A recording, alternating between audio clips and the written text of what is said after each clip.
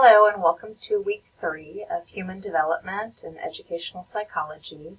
Thank you for working through the first couple of modules and completing your quiz that was due yesterday or on Sunday if you're watching this a few days later.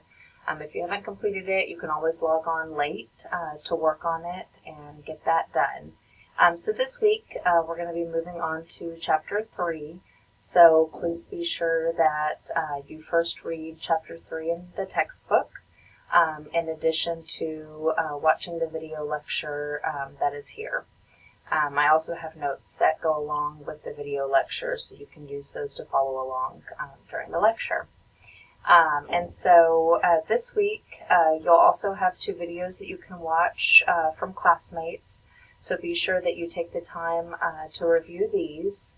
And I will get those posted. They may not be there Monday morning because they are due on Sunday evening. So if they're not there when you first log on this week, you can go back and check on them.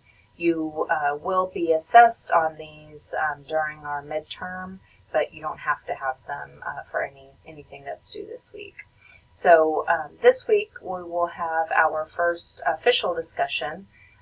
Discussion number 1 over metacognition. So make sure that you have reviewed that section really well in the textbook and in the lecture before you participate in the discussion. So this is instructions for the discussion, and most of the discussions will be pretty similar in that you will post a response to the question by Thursday at midnight, and then you reply to your classmates by Sunday. So your response and replies will vary from discussion to discussion, but just be sure that you get it posted by Thursday. And most importantly, that you relate it to the textbook, because that's one of the things that I'll look for. So you're going to be watching videos of a boy as he has changed over a couple of years. And so I want you to think about how he differs in his metacognitive strategy use from year to year. How he changes over time, and what environmental influences you think may have played a role, like school, family, things like that. So these are the questions you're going to be addressing. You can have them as an entire paragraph or separate paragraphs, that's up to you.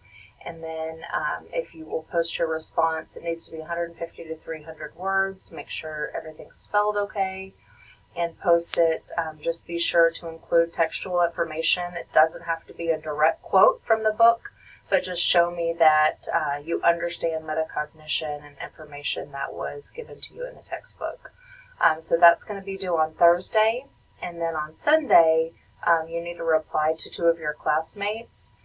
You can post how, explain to them how maybe their response is different.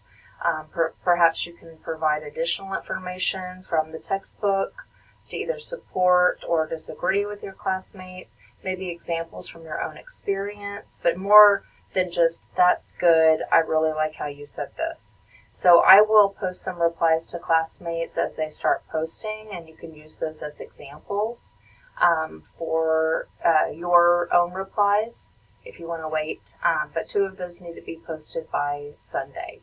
So you can see the videos here, the metacognition videos I have as a link, and so it takes you to a folder in Google, and here is 6.5, 8.5, and then 10.5. So it's 3 different videos, but over a span of 4 years.